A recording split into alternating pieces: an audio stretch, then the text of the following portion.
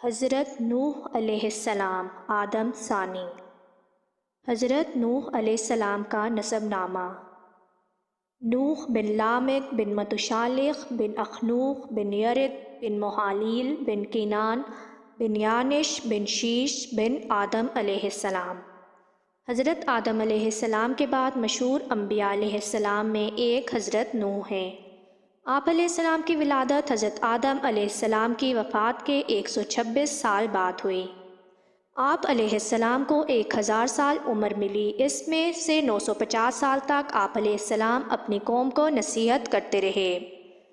حضرت نوح علیہ السلام کا اصل نام عبدالغفار تھا، لیکن آپ علیہ السلام اپنی قوم اور آخرت کی فکر میں بہت زیادہ رویا کرتے تھے، اس لیے اللہ تعالیٰ نے قرآن مجید میں آپ علیہ السلام کو نوح یعنی بہت زیادہ رونے والے کے نام سے یاد کیا ہے۔ آپ علیہ السلام معمولی نعمتوں پر بھی اللہ کا شکر ادا کرتے تھے، اسی وجہ سے اللہ تعالیٰ نے آپ علیہ السلام کو عبد الشکور کے لقب سے یاد کیا۔ فرمان الہی ہے، بے شک وہ نوح علیہ السلام ہمارا شکر گزار بندہ تھا۔ حضرت نوح علیہ السلام کا ذکر قرآن میں۔ حضرت نوح علیہ السلام کا اللہ رب العزت نے قرآن مجید میں 43 مقامات پر ذکر فرمایا، اور قرآن مجید کی ایک سورت نوح سورہ نمبر 71 کا نام بھی آپ علیہ السلام کے نام پر ہے۔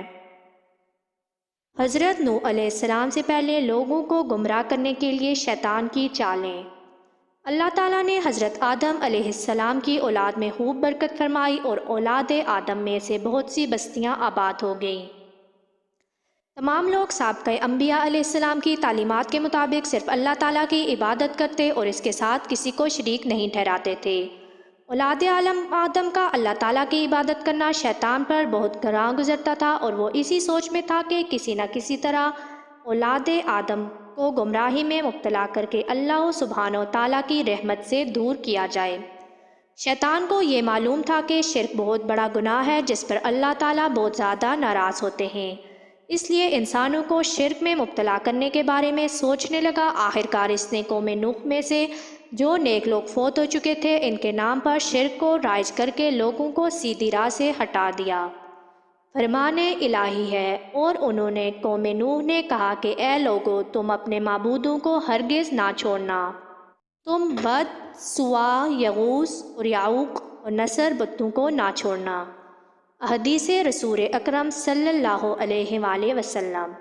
حضرت عبداللہ بن عباس رضی اللہ تعالیٰ عنہ فرماتے ہیں کہ قوم نوح میں شرک کی ابتدا اس طرح ہوئی کہ ود، سوا، یغوث، یعوق اور نصر یہ 5 افراد قوم نوح میں نیک لوگ تھے۔ جب یہ وفات پا گئے تو شیطان نے ان کے قوم کے دل میں یہ بات ڈالی کہ تم ان کے بیٹھنوں کی جگہوں پر ان کے ناموں کے مجسمے بنا کر رکھ دو تاکہ انہیں دیکھ کر تمہیں اللہ کی عبادت کا شوق پیدا ہو۔ چنانچہ قوم نے ایسا ہی کیا۔ پھر جب یہ مجسمے بنانے والے مر گئے تو ان کے بعد میں آنے والے لوگوں نے لا علمی میں یہ سمجھا کہ ہمارے باپ دادا انہی مجسموں کی عبادت کیا کرتے تھے، بس انہوں نے ان نیک لوگوں کے مجسموں کی عبادت کرنا شروع کر دی۔ اس طرح ان کے درمیان شرک پھیل گیا۔ ہم نے حبشہ میں ایک خوبصورت گرجا گھر دیکھا جس میں انبیاء علیہ السلام اور نیک لوگوں کی تصاویر تھی۔ ہم نے آپ صلی اللہ علیہ وآلہ وسلم کے سامنے اس گرجا گھر اور تصاویر کا ذکر کیا تو آپ صلی اللہ علیہ وآلہ وسلم نے فرمایا، یہود و نصارہ میں جب کوئی نیک آدمی فوت ہو جاتا تو وہ اس کی قبر پر عبادت گاہ یعنی گرجا تعمیر کرتے اور ان میں فوت شدہ لوگوں کی تصاویر بنا کر رکھ لیتے تھے۔ قیامت کے دن یہ گمراہ لوگ اللہ کے نزدیک بدترین مخلوق ہوں گے۔ حضرت نوح علیہ السلام کی بعثت۔ جب قوم نوح میں 5 نیک لوگوں کے مجسموں کی پوجا عام ہو گئی اور لوگ اللہ تعالیٰ کو چھوڑ کر بتوں کی پوجا کرنے لگے تو اللہ تعالیٰ نے اپنے بندوں پر رحمت فرماتے ہوئے انہیں سیدھی راہ پر لانے کے لیے انہی میں سے ایک بندہ حضرت نوح علیہ السلام کو نبی بنا کر بھیجا۔ جب آپ علیہ السلام کو مبعوث کیا گیا تو اس وقت آپ علیہ السلام کی عمر 50 سال تھی۔ فرمان الہی ہے، یقیناً ہم نے نوح کو ان کی قوم کی طرف نبی بنا کر بھیجا اور ان سے کہا کہ آپ اپنی قوم کو ڈرائیے اس سے پہلے کہ ان پر دردناک عذاب آ جائے۔ رسول اکرم صلی اللہ علیہ وآلہ وسلم نے فرمایا، لوگ محشر کے میدان میں نوح کے پاس بھی جائیں گے اور کہیں گے اے نوح، آپ زمین والوں کی طرف بھیجے جانے والے پہلے رسول ہیں۔ اللہ تعالیٰ نے آپ کا نام عبدن شکورا رکھا، یعنی کہ شکر گزار بندہ، آپ ہماری شفاعت فرمائیں۔ نوح علیہ السلام یہ کہتے ہوئے معذرت کر لیں گے کہ اللہ تعالیٰ آج بہت زیادہ غصے میں ہیں، اس سے پہلے کبھی اتنے غصے میں نہیں آئے تھے اور نہ ہی بعد میں آئیں گے۔ حضرت نوح علیہ السلام کی اپنی قوم کو دعوت و تبلیغ۔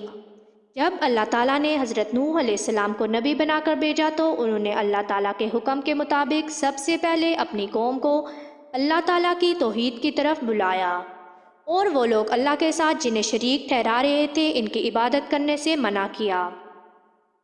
فرمان الہی ہے۔ نوح نے کہا اے میری قوم، بے شک میں تمہیں کھلم کھلا ڈرانے والا ہوں کہ تم اللہ کی عبادت کرو اور اس کے عذاب سے ڈرو اور میری اطاعت کرو۔ وہ تمہارے گناہ معاف فرما دے گا اور تمہیں ایک مقررہ مدت تک مہلت دے گا۔ بلا شبہ اللہ کا وعدہ مقرر وقت ہے، جب آ جاتا ہے تو اس میں تاخیر نہیں ہوتی۔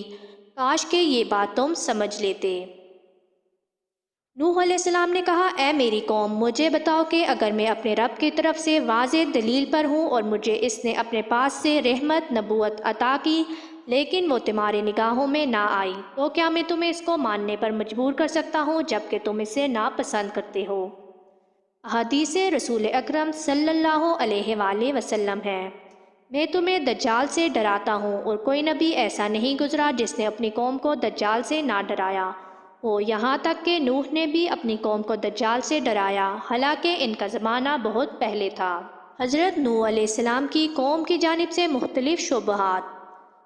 حضرت نوح علیہ السلام نے نبوت ملنے کے بعد اپنی قوم کی خیر خواہی کرتے ہوئے انہیں اللہ تعالیٰ کا پیغام پہنچایا، مگر قوم نے سرکشی کا مظاہرہ کرتے ہوئے آپ علیہ السلام کو جھٹلایا اور آپ کی مخلصانہ دعوت کو ماننے سے انکار کر دیا، اور آپ علیہ السلام کے نبی ہونے پر مختلف شبہات کا اظہار کیا کہ تم تو ہماری طرح کے انسان ہو، تم ہمارے بجائے نبوت کے حقدار کیسے بن گئے؟ قوم کے سرداروں میں سے کسی نے بھی تمہاری پیروی نہیں کی، تمہاری پیروی صرف معاشرے کے غریب، کم عقل اور بے وقوف لوگوں نے کی۔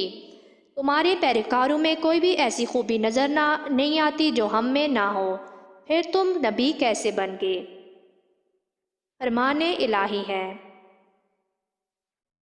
ان کی قوم کے کافر سرداروں نے کہا اے نوح، ہم تو تمہیں اپنے جیسا ہی انسان سمجھتے ہیں، اور ہم یہ بھی دیکھتے ہیں کہ ہماری قوم میں سے صرف انہی لوگوں نے بغیر سوچے سمجھے آپ کی پیروی کی ہے جو کم درجہ کے ہیں اور کم سمجھ والے ہیں، اور ہم یہ بھی دیکھتے ہیں کہ تمہیں ہم پر کوئی فضیلت نہیں، بلکہ ہم تو تمہیں جھوٹا سمجھتے ہیں۔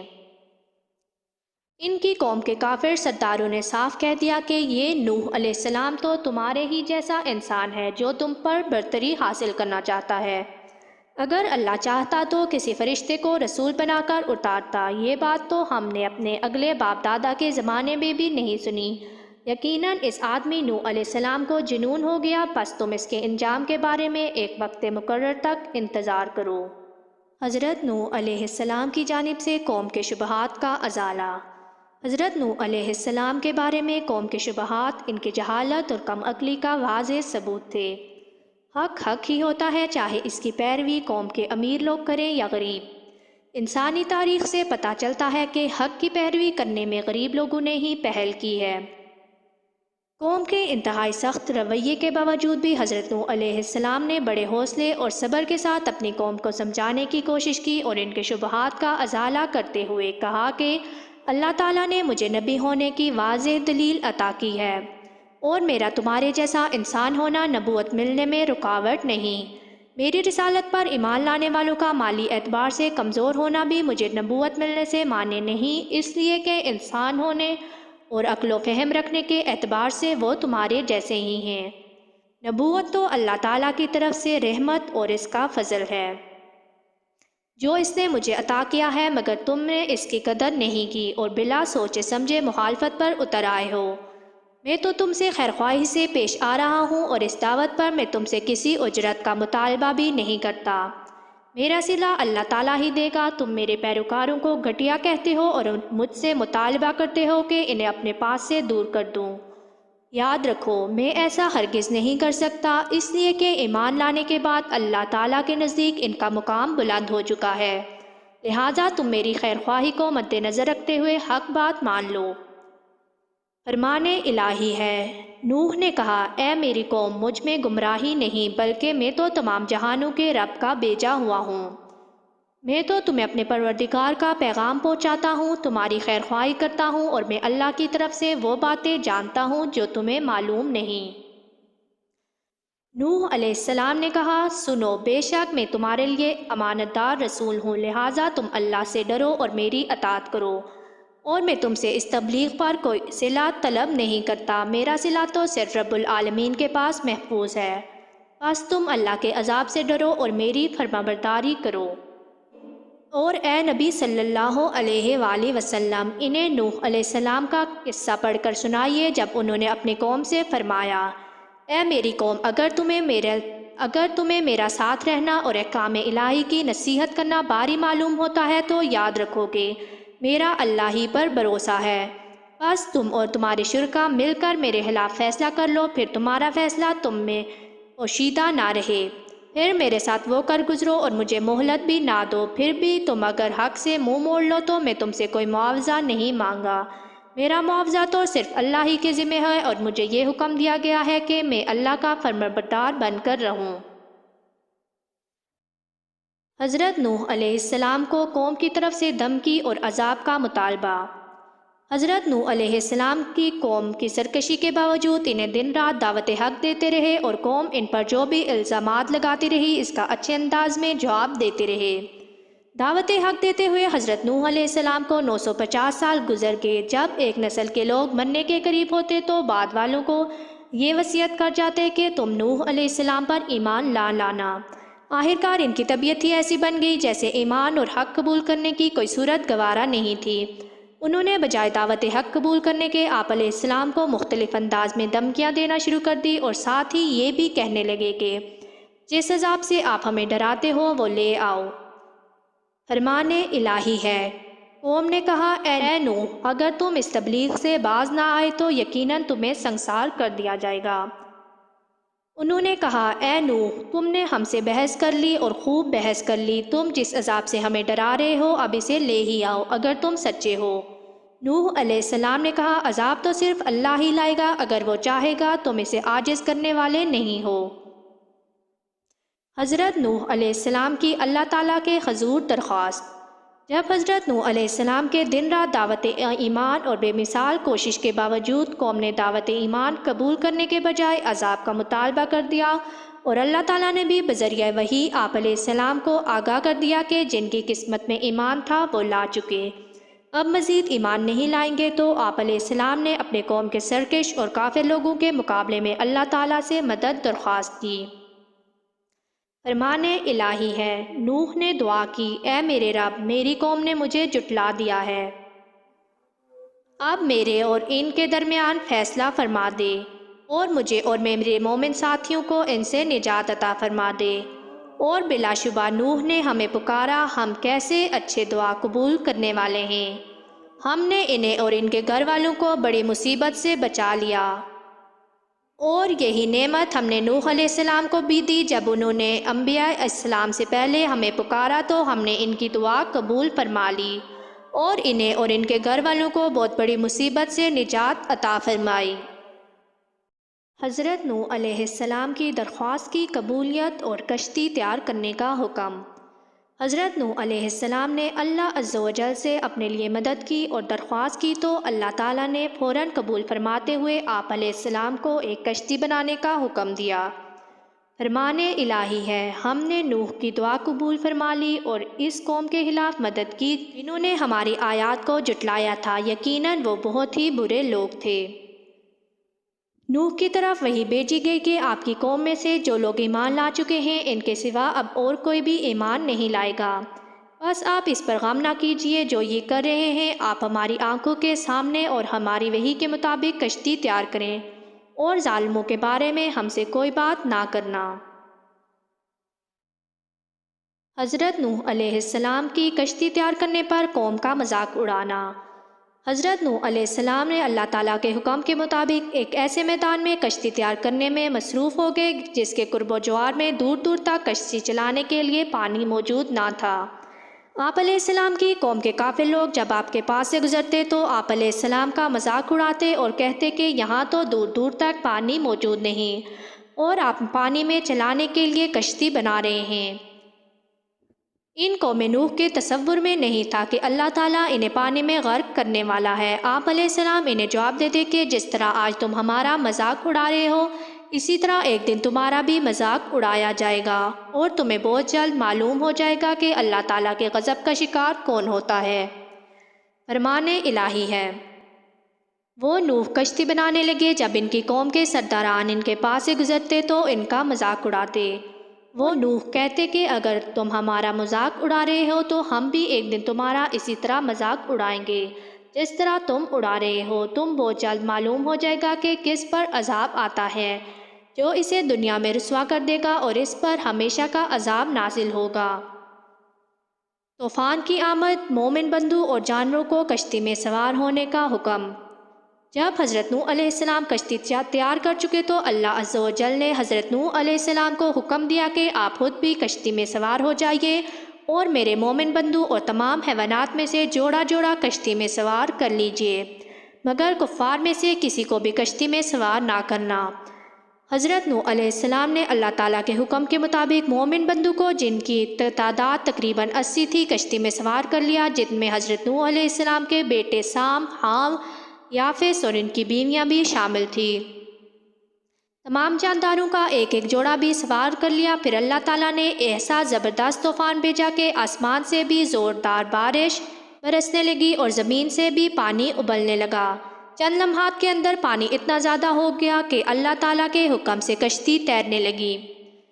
فرمان الہی ہے۔ یہاں تک کہ جب ہمارا حکم آ پہنچا اور تنور سے پانی ابلنے لگا تو ہم نے کہا، اے نوح علیہ السلام، اس کشتی میں ہر قسم کے جانوروں کا ایک ایک جوڑا نر اور مادہ سوار کر لو اور اپنے گھر کے لوگوں مومنوں کو بھی سوائے ان کفار کے جن کے بارے میں غرق ہونے کا حکم آ چکا ہے اور تمام ایمان والوں کو بھی سوار کر لو، اور اس پر بہت ہی کم لوگ ایمان لائے تھے۔ جب نوح علیہ السلام کشتی میں مومنین کے ساتھ سوار ہو گئے تو ہم نے آسمان کے دروازے سے موسلادھار بارش کے ساتھ کھول دیے اور زمین سے پانی کے چشمے جاری کر دیے۔ پس یہ زمین و آسمان کا سارا پانی قوم نوح کی ہلاکت کے لیے جمع ہو گیا جو مقدر ہو چکا تھا۔ ہم نے ان کو تختوں اور کیلوں سے بنی ہوئی کشتی پر سوار کر دیا جو ہماری نگاہ کے سامنے چل رہی تھی، اور یہ سب عذاب کفار کے برے اعمال کا بدلہ تھا۔ اے نوح علیہ السلام، پھر جب آپ اور آپ کے ساتھی کشتی میں اطمینان سے سوار ہو جاؤ تو اللہ کا شکر ادا کرنا اور کہنا کہ سب تعریف اللہ ہی کے لیے ہے جس نے ہمیں ظالم لوگوں سے نجات عطا فرمائی، اور کہنا کہ اے میرے رب، مجھے کسی بابرکت جگہ پر اتارنا اور آپ ہی سب سے بہتر جگہ پر اتارنے والے ہیں۔ پانی کی طغیانی میں کفار کی ہلاکت اور کشتی کا بحفاظت چلنا۔ جب قوم نوح پر سخت طوفان آیا اور ہر طرف پانی ہی پانی ہو گیا تو قوم نوح کے سرکش افراد پانی میں ڈوب کر ہلاک ہو گئے۔ طغیانی کے باوجود بھی حضرت نوح علیہ السلام کی کشتی موجوں میں صحیح و سالم چل رہی تھی، اس لیے کہ اس کا محافظ اللہ تعالیٰ تھا۔ فرمان الہی ہے۔ بے شک جب پانی میں طغیانی آ گئی تو ہم نے تمہیں کشتی میں سوار کر لیا تاکہ اس واقعے کو تمہارے لیے نصیحت بنا دیں اور یاد رکھنے والے کان اسے یاد رکھیں۔ وہ کشتی انہیں پہاڑوں جیسی موجوں میں لے کر چل رہی تھی۔ پھر انہوں نے اس نوح کو جھٹلایا تو ہم اسے اور ان لوگوں کو نجات دی جو ان کے ساتھ کشتی میں سوار تھے، اور انہیں زمین کا وارث بنا دیا، اور ہم نے ان لوگوں کو غرق کر دیا جنہوں نے ہماری آیات کو جھٹلایا تھا۔ بس آپ دیکھ لیجئے ان لوگوں کا کیسا برا انجام ہوا جنہیں ڈرایا گیا تھا۔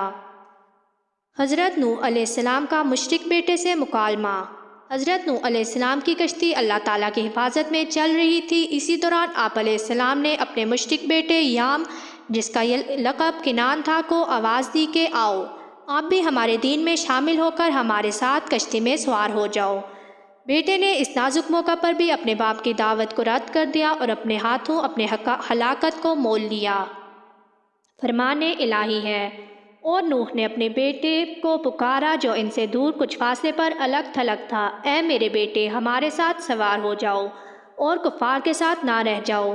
اس نے جواب دیا کہ میں کسی بڑے پہاڑ کی طرف پناہ لے لوں گا اور وہ مجھے پانی میں ڈوبنے سے بچا لے گا۔ نوح علیہ السلام نے بیٹے کو سمجھاتے ہوئے کہا کہ آج اللہ کے حکم سے کوئی بچانے والا نہیں، صرف وہی بچیں گے جن پر اللہ کا رحم ہو۔ اس وقت ان دونوں کے درمیان موج حائل ہوگی اور وہ ڈوبنے والوں میں سے ہو گیا۔ حضرت نوح علیہ السلام کے بیٹے پر فطری شفقت اور اللہ تعالیٰ کی ناراضگی۔ حضرت نوح علیہ السلام نے اپنے مشرک بیٹے کو کشتی میں سوار کرنا چاہا لیکن اس نے انکار کر دیا۔ پھر آپ علیہ السلام نے اپنی آنکھوں سے اسے موجوں میں ڈوبتے ہوئے دیکھا تو اللہ تعالیٰ سے اسے بچانے کی درخواست کی، جس پر اللہ تعالیٰ نے ناراضگی کا اظہار فرمایا، اس لیے کہ اللہ تعالیٰ کے نزدیک شرک بہت بڑا گناہ ہے۔ فرمان الہی ہے، نوح نے اپنے رب کو پکارتے ہوئے کہا، اے میرے رب، میرا بیٹا تو میرے گھر والوں میں سے ہے، یقیناً آپ کا وعدہ بالکل سچا ہے اور آپ تمام حاکموں سے بہتر حاکم ہیں۔ اللہ نے فرمایا، اے نوح، یقیناً وہ آپ کے خاندان میں سے نہیں، اس کے اعمال اچھے نہیں، آپ کو مجھ سے وہ چیز نہیں مانگنی چاہیے جس کا آپ کو علم نہ ہو، میں آپ کو نصیحت کرتا ہوں آپ جاہلوں میں شامل نہ ہو۔ نوح نے کہا، اے میرے رب، میں آپ کی پناہ چاہتا ہوں اس بات سے کہ آپ سے وہ چیز مانگوں جس کا مجھے علم ہی نہ ہو۔ اگر آپ مجھے نہیں بخشیں گے اور مجھ پر رحم نہیں فرمائیں گے تو میں خسارہ پانے والوں میں سے ہو جاؤں گا۔ کفار کی ہلاکت کے بعد طوفان کی تکمیل اور مومنین کو شکر الہی کا حکم۔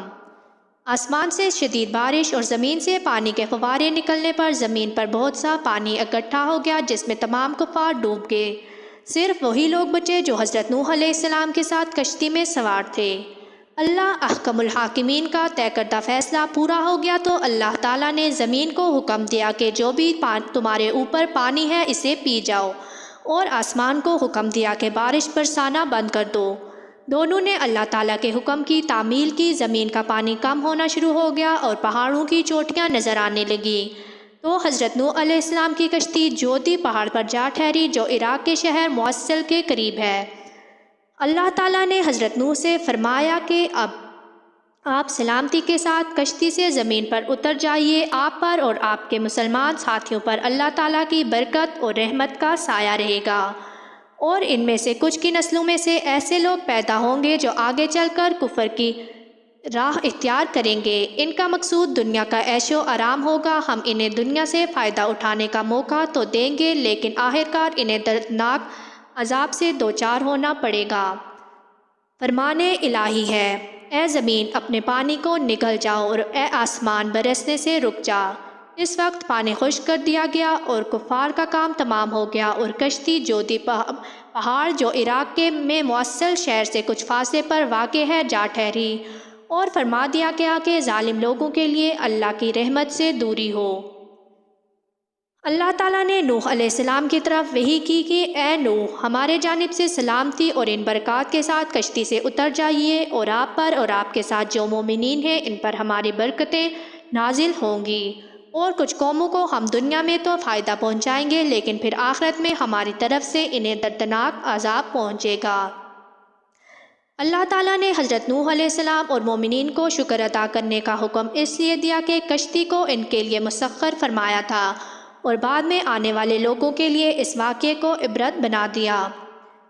فرمان الہی ہے، اور وہی ہے جس نے یہ تمام جوڑے پیدا کیے اور تمہارے لیے کشتیاں بنائی اور چوپائے جانور پیدا کیے جن پر تم سوار ہوتے ہو تاکہ ان کی پیٹھ پر سواری کر سکو، پھر جب ان کی پیٹھ پر اچھی طرح بیٹھ جاؤ تو اپنے رب کی نعمت کو یاد کرو اور کہو، پاک ہے وہ اللہ جس نے ان سواریوں کو ہمارے تابع بنایا، ورنہ ہم انہیں قابو میں لانے کی طاقت نہیں رکھتے تھے، بے شک ہمیں اپنے رب ہی کی طرف لوٹ کر جانا ہے۔ ایمان کے بغیر نجات ممکن نہیں۔ حضرت نوح علیہ السلام نے اپنی قوم کو اللہ تعالیٰ پر ایمان لانے کی تلقین کی، مگر قوم پھر بھی ایمان نہ لائی، یہاں تک کہ آپ علیہ السلام کا حقیقی بیٹا یام بھی عذاب الہی کا شکار ہو گیا۔ اسی طرح آپ علیہ السلام کی بیوی بھی ایمان نہ لانے کی وجہ سے عذاب الہی کی مستحق ٹھہری۔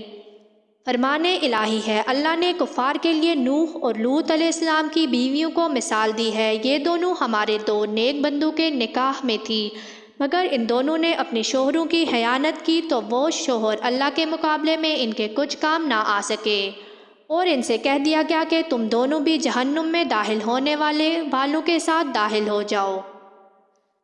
حدیث رسول اکرم صلی اللہ علیہ وآلہ وسلم۔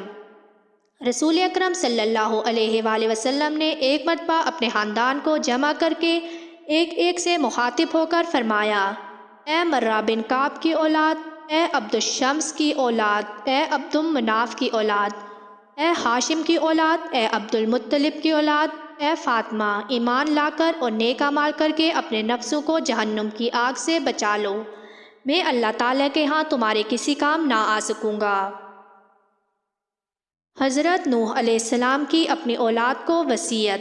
اللہ سبحانہ و تعالیٰ نے کفار کو ہلاک کرنے کے بعد زمین کو خشک کر کے رہنے کے قابل بنا دیا، اور آپ علیہ السلام کی اولاد جو کشتی میں آپ علیہ السلام کے ساتھ سوار تھی، ان سے انسانی نسل کو باقی رکھا۔ سام کی نسل سے عربی، فارسی اور رومی وجود میں آئے، اور یافس کی نسل سے ترک، سکالیا اور یاجوج ماجوج پیدا ہوئے، اور خام کی نسل سے کپتا، سوڈانی اور بربر اقوام وجود میں آئی۔ حضرت نوح علیہ السلام کے دور میں آنے والے طوفان سے سوائے کشتی میں سوار افراد کے تمام لوگ ہلاک ہو گئے۔ ان سے آگے پھر انسانی نسل کا سلسلہ چلا، اس لیے حضرت نوح علیہ السلام آدم ثانی یعنی دوسرے آدم کہلائے۔ فرمان الہی ہے، اور ہم نے ان نوح علیہ السلام ہی کی نسل کو باقی رکھا۔ رسول اکرم صلی اللہ علیہ وآلہ وسلم نے فرمایا، جب نوح علیہ السلام کی وفات کا وقت قریب آیا تو اب انہوں نے اپنے بیٹے کو وصیت فرمائی کہ میں تجھے 2 کاموں کا حکم دیتا ہوں اور 2 کاموں سے روکتا ہوں۔ وہ چیزیں جن کا حکم دیتا ہوں، لا الہ الا اللہ کو اختیار کرنا ہے، کیونکہ ترازو کے ایک پلڑوں میں 7 آسمان اور 7 زمینیں رکھ دی جائیں گی، اور دوسرے پلڑے میں لا الہ الا اللہ کو رکھ دیا جائے گا، ان کلمات کا والا پلڑا جھک جائے گا۔ سبحان اللہ و بحمدہ کثرت سے پڑھتے رہنا، کیونکہ اس کی برکت سے اللہ تعالیٰ مخلوق کو رزق عطا فرماتے ہیں۔ اور وہ چیزیں جن سے منع فرمایا، میں تمہیں اللہ کا شریک ٹھہرانے سے منع کرتا ہوں، تمہیں تکبر کرنے سے روکتا ہوں۔ عبداللہ بن عمر رضی اللہ تعالیٰ عنہ کہتے ہیں کہ میں نے عرض کیا، اے اللہ کے رسول صلی اللہ علیہ وآلہ وسلم، شرک سے تو ہم واقف ہیں، لیکن تکبر کا کیا مطلب ہے؟ کیا اچھے جوتے پہننا، اچھے لباس پہننا، سواری کے لیے اچھا جانور رکھنا، یا اس کے پاس کثرت سے دوستوں کی آمد و رفت کا رہنا تکبر ہے؟ آپ صلی اللہ علیہ وآلہ وسلم نے فرمایا، نہیں۔ میں نے عرض کیا، پھر تکبر کیا ہوتا ہے؟ آپ صلی اللہ علیہ وآلہ وسلم نے فرمایا، حق کی حقیقت کا انکار کرنا اور لوگوں کو حقیر جاننا تکبر ہے۔